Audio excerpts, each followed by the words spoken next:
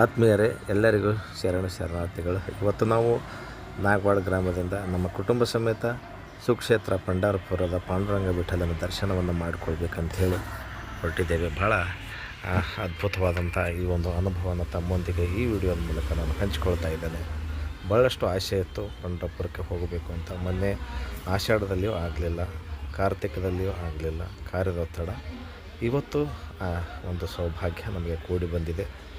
ನಾವು ಭಾಳಷ್ಟು ಭಕ್ತರ ಸಂಖ್ಯೆ ಕಡಿಮೆ ಇರಬೇಕು ಅಂದ್ಕೊಂಡಿದ್ದೇವೆ, ಆದರೆ ಬಹಳಷ್ಟು ಭಕ್ತರು ಸೇರಿದರು. ಯಾವುದೇ ಆಷಾಢದ ಜಾತ್ರೆ ಇಲ್ಲ, ಕಾರ್ತಿಕದ ಜಾತ್ರೆ ಇಲ್ಲ, ಆದರೂ ಕೂಡ ಸಾಕಷ್ಟು ಭಕ್ತರನ್ನು ನೋಡಿದಾಗ ಪಾಂಡುರಂಗನ ಅದ್ಭುತ ಚೈತನ್ಯ ಶಕ್ತಿ ಮತ್ತು ಆತನ ದಿವ್ಯ ದರ್ಶನ ನಮಗೆ ಕಣ್ಣಾರೆ ಕಂಡು ಬಹಳ ಆನಂದ ಆಯಿತು.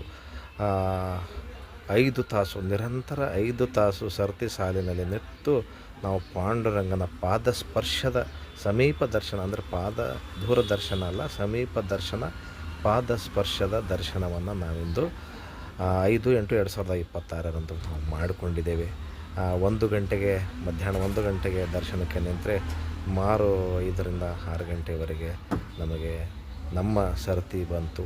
ದರ್ಶನ ಪಡೆದುಕೊಂಡು ಬಹಳ ಪುನೀತರಾದೆವು. ಅದನ್ನು ಹೇಳಲಿಕ್ಕೆ ಯಾವ ಪದಗಳಿಂದ ಹೇಳಲಿಕ್ಕೆ ಶಬ್ದಗಳೇ ನನ್ನಲ್ಲಿ ಇಲ್ಲ. ತಾವು ಸಹ ಕುಟುಂಬ ಸಮೇತ ಪಾಂಡುರಂಗನ ದರ್ಶನವನ್ನು ಮಾಡಿಕೊಳ್ಳ್ರಿ.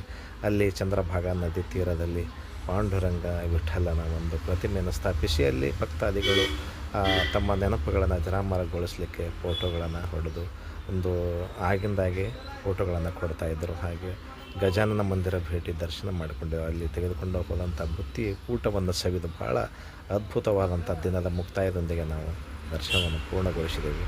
ಎಲ್ಲರಿಗೂ ಶರಣಾರ್ಥಿಗಳು.